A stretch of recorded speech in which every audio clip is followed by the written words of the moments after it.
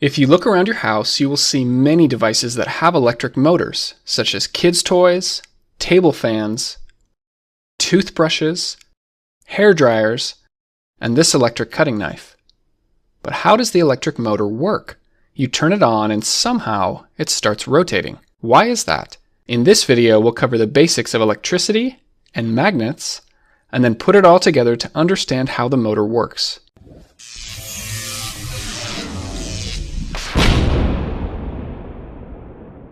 This video is sponsored by Brilliant.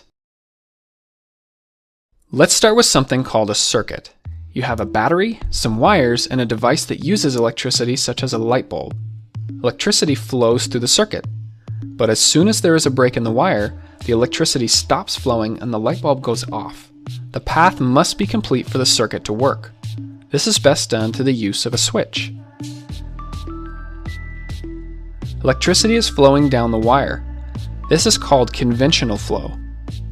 If we take the battery out and flip it, then the current will flow the other way.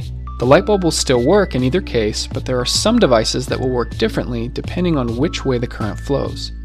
Okay, so that's the basics of a circuit. Now let's come over here. This is a magnet. It has a north pole and a south pole, and it likes to attract other metal objects like these paper clips. If you bring another magnet towards it, opposite poles attract, and the same poles repel. Magnets don't have to be in this shape. For example, some magnets might be more flat like this.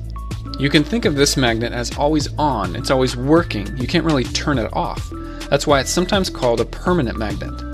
It's made up of many smaller magnetic domains that are lined up in the same direction. But later I'll show you a type of magnet where this is not always the case. Let's take one of our permanent magnets and drill a hole in the center and put it on something that will allow it to spin. Now bring another magnet towards it. Our spinning magnet will immediately line up until opposite poles are right next to each other. Now switch out the side magnet. The same poles repel and opposite poles attract. If we keep switching out these side magnets, then our spinning magnet will just keep spinning. This concept of the spinning magnet is really important. We'll come back to it in a moment. Here's a metal bolt which is not a magnet. It's made up of magnetic domains, but they are pointing in random directions. Now let's take a wire, wrap it around several times, and then create a circuit. The current through the wires forces the magnetic domains to line up. That means we've just made a magnet, or more specifically, an electromagnet. It can do the same things that a permanent magnet can. It can pick up pieces of metal, and it has a north and a south pole which will attract or repel other magnets. But the electromagnet is special in the sense that it can be turned on or off, just like the light bulb. You can't do that with a permanent magnet. Now watch what happens when we flip the battery. The electric current was flowing this way, but now it flows the other way. This will cause the poles on our magnet to switch places. North will become south, and south will become north. This is called reversing the polarity of an electromagnet. Instead of flipping the battery, an easier way to do this is to just switch the wires. You should be aware that the electromagnet will get very hot if it's on for a while. Just a caution in case this video inspires any science projects. Let's come back to our spinning magnet. This time we'll replace the spinning magnet with our electromagnet. As soon as we connect the wires, the magnet turns on and it lines up with the side magnet. Now in reality, connecting these wires would prevent the bolt from spinning freely, but what's important here is the concept of the spinning electromagnet. Now let's switch the wires to reverse the poles on the electromagnet. The same poles repel and opposite poles attract. Now reverse the polarity again. Same poles repel and opposite poles attract. If we keep switching the polarity, our electromagnet will just keep spinning. To make this stronger, let's bring in another permanent magnet on the side. Notice how this side has the south pole towards the center, and this side has the north pole towards the center. The side magnets work together to spin the one in the middle. This right here shows the very basics of an electric motor. But we need to make a few improvements. The two side magnets can be replaced with stronger curved magnets. And instead of a bolt with wires, we're going to use a metal loop. This is called the armature. Connect our wires and we have a circuit again.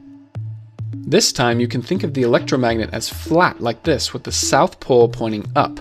Now the armature will spin until opposite poles are lined up. We can keep it spinning by switching the wires just like we did before. But this is a lot of work to sit here and manually switch these wires. we need to add something to the armature called a commutator. It's a ring with gaps on the opposite sides. The commutator will spin along with the armature. Now we connect the circuit with two brushes on the side. These brushes will slide along as the commutator spins, and they are spring-loaded so that they always maintain contact. The current flows from the wire, through the brush, the commutator ring, the armature loop, and back through the other side. Now we have our electromagnet and the armature spins. As we come around this time, the brushes will switch contact to the other side of the commutator ring. Remember, there's two brushes, so this is happening on both sides. Before the switch, the current in the armature is flowing this way. After the brushes switch sides, current will flow the other way. This means the electromagnet switches polarity, which will cause the armature to keep spinning. This commutator ring does the same thing as switching the wires like we were doing before, but this time it does it all on its own. It will continue to spin as long as we're connected to a battery. Disconnect the battery, no more electromagnet, and the spinning stops. Now so far we've only used one loop on the armature. This will cause our motor to have an irregular speed, and in fact, we could get stuck in this position, with the brushes halfway between commutator segments. What we can do is split the commutator ring and then add another loop. So first, the brushes are in contact with these two commutator segments, which turns on this electromagnet, which causes it to start spinning. Once we get to here, the brushes switch contact to the next pair of commutator segments, which means this loop turns off and the next loop turns on. Now this electromagnet wants to spin. The brushes switch contact and the next loop turns on. This keeps happening as our motor spins. It's almost like the loops will take turns being an electromagnet. Some electric motors will add many loops to the armature. This ensures that there will be a continuous spinning motion on the motor. This spinning force on the armature is called a torque. Stronger torque means a faster spin. There are some things we can do to improve the torque of the motor.